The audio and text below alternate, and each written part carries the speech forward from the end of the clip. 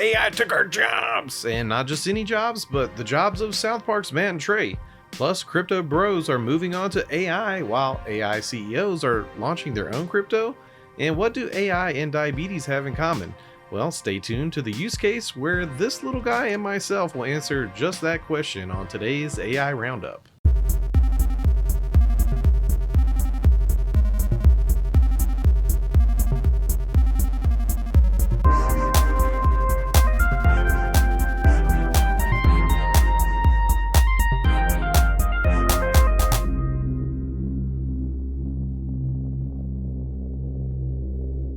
What's up, everybody? I'm so glad to be back for episode 20 of AI Roundup. I'm your host, Phil Buck, and if you missed me last week, well, I hope you at least enjoyed the replay of episode 1 of AI Roundup, where we threw it back to Big Mad about AI art. I took a little vacation, so we just thought it would be good to throw it back to an earlier episode, which felt like a good milestone because we're here at episode 20, and it feels like a good pausing point to look back. And I like to say that the show, it has come a long way.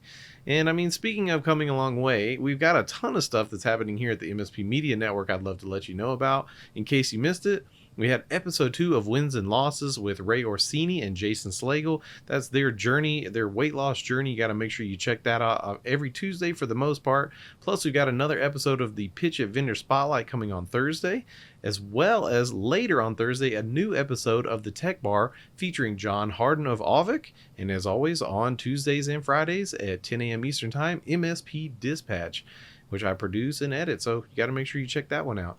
Anyway, with that being said, we got a ton of great stories about AI technology that we just need to go ahead and jump right into. So let's go ahead and hit the actual impact segment of the show.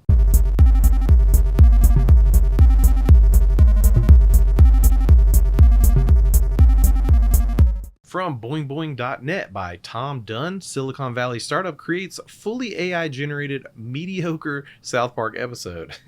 Silicon Valley startup Simulation Inc. is promising to redefine reality through the creation of intelligent AI virtual beings. Led by CEO Julian B. Adler, the company aims to generate AI entities that live, evolve, and influence society. As a demonstration of this concept, they have produced a white paper discussing their approach to creating episodic content for intellectual properties using large language models and multi-agent simulations.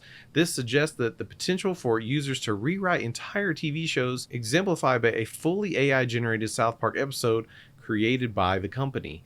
Now, if you checked out the tweet, I gotta say that this is the title does it credit. It's pretty mediocre showing, but I guess this is the kind of technology that leads to something like we've talked about before with Netflix's latest season of Black Mirror with the episode "Joan is Awful," or really even more optimistically, I think maybe this could be the kind of thing that leads to the holodeck, which I think that would be much better if people want to do that kind of thing on their own time. And it's not trying to take the place of TV and film and that kind of thing. Anyway, speaking of taking the place of, next up from Mashable by Elizabeth DeLuna, Reddit tricks an AI into writing an article about a fake World of Warcraft character. Reddit users on the World of Warcraft subreddit successfully pranked an AI suspected of scraping their posts for news content. They created a fictional character named Glorbo, expressing excitement over his arrival in a post aimed to trick AI news sites. Consequently, an AI-powered site called The Portal, run by social gaming app Z-League, reported Glorbo's arrival as actual news. The article has since been removed, and Z-League has yet to confirm if they use AI for content aggregation. Now, I love this. I'm a little bit sad that Glorbo won't be in World of Warcraft, but I like to see people that, they're pointing out the ways that AI is getting misused, and they're tricking it at its own game. I think this is fantastic. And finally, for the last actual impact story of today, speaking of using AI the wrong ways, from hackernews.com, WormGPT, a new AI tool, allows cybercriminals to launch sophisticated cyber attacks. Generative AI cybercrime tool WormGPT is being used for sophisticated phishing and business email compromise attacks, as per findings from Slashnet. This tool, advertised on underground forums, allows cybercriminals to automate the creation of realistic, personalized fake emails, enhancing the success rate of attacks. WormGPT, which uses the open source GPT-J language model, is being marketed as a black hat alternative to AI models like OpenAI's ChatGPT and Google's Bard. The proliferation of this tool raises concerns about the misuse of generative AI technology in cybercrime, enabling even inexperienced criminals to conduct large-scale attacks. So this is something that we've seen a lot of gloom and doom about, and really I've agreed in past episodes that, especially stuff like phishing and these kind of attacks, that it's a numbers game, and the more the criminals can do it, the more likely they will find success. And I think this is a perfect example of what we have to watch out. I definitely wanted to include this because while the other articles were fun to talk about, I think this is one that's actually useful to the MSP community, the MSP audience. So hopefully y'all have already heard about this, but if not, be on the lookout.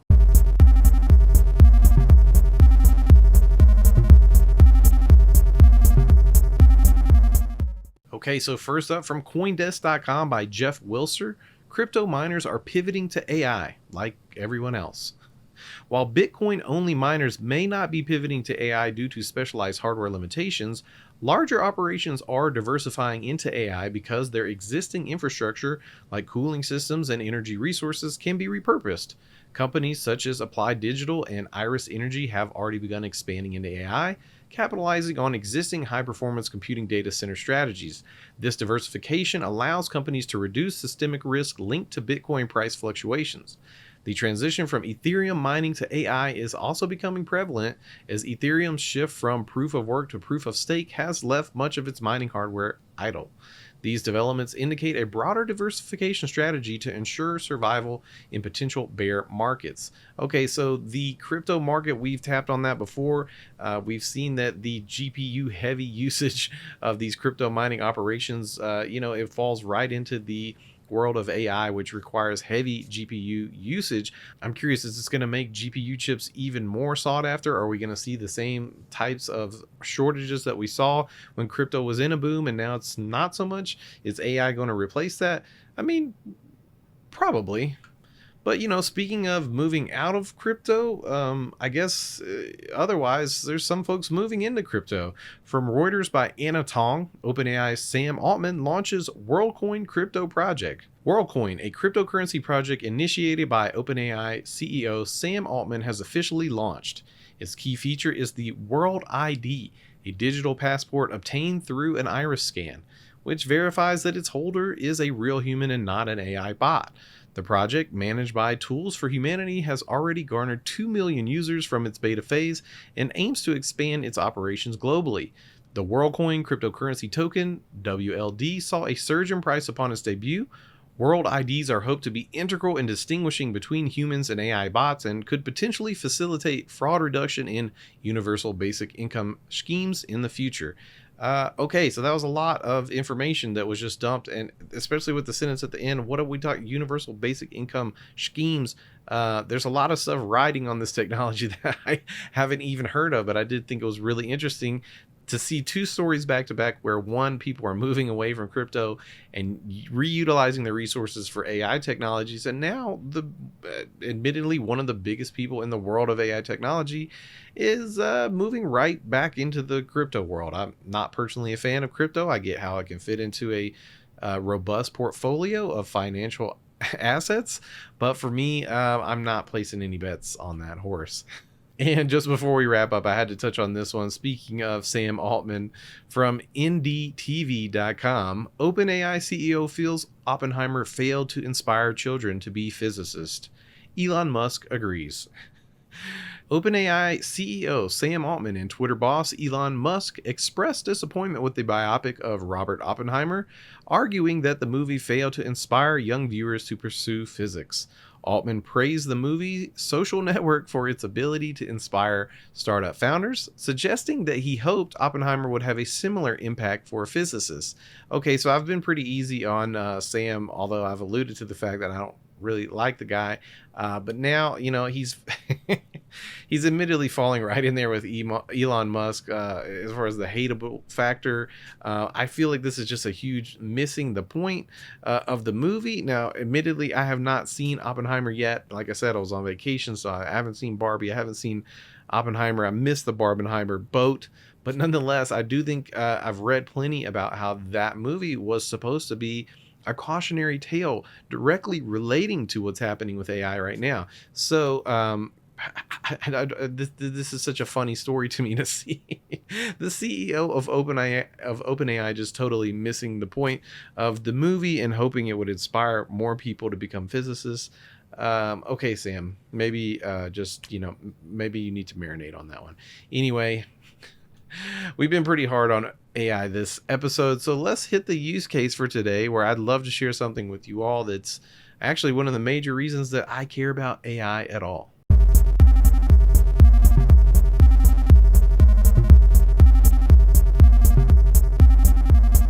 Okay, well, in doing research for an episode that didn't happen last week and just sifting through articles, I stumbled upon a little bit from nature.com. Now, this was a sponsored article from the company that makes my insulin pump that I was sharing with you guys at the top of the episode, Medtronic.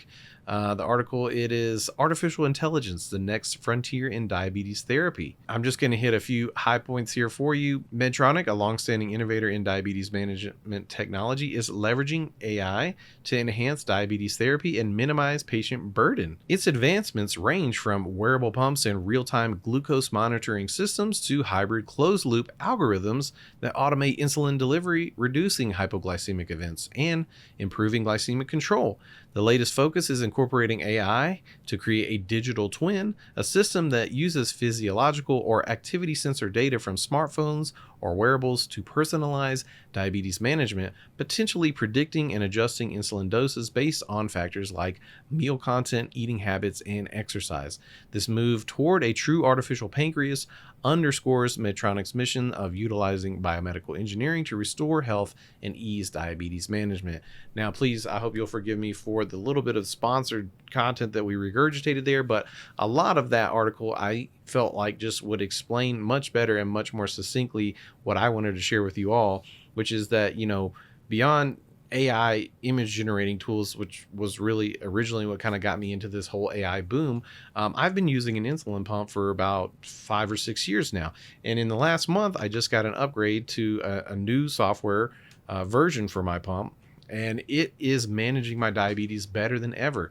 It is able to make decisions for me on a closed loop from a sensor that I wear on my arm here. It talks to the pump, and where in the past it used to just deliver a regular flow of insulin to replace, what is called your basal level.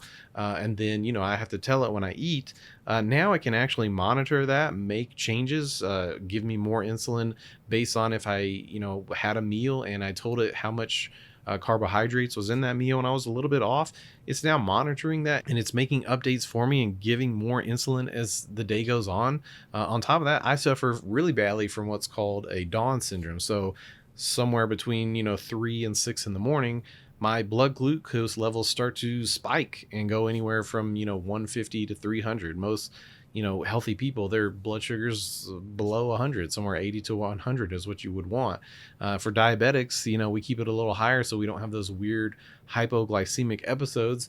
But that makes it hard to manage stuff in the middle of the night, and this machine is doing it for me. So as much as we get worked up and get mad about what AI is doing and taking people's jobs, as far as artists, writers, creators, coders, I mean, you name it, it's been happening in the industries where people are feeling displaced. I gotta stay optimistic. As long as we're vigilant and we're educating everybody on what's happening with AI, I do think there's really positive uses to using this kind of technology. At least for me, it's keeping me healthy. It's keeping me alive and healthier than I could be without it. So on that note, I think it's time to wrap it up. Thanks for joining me for 20 episodes of AI Roundup, and I hope this use case was a great callback to why I started the show. I think a lot of people, when they hear I'm doing a show about AI, they think I'm just trying to advocate for the use of AI, which, I mean, I guess in some ways is true.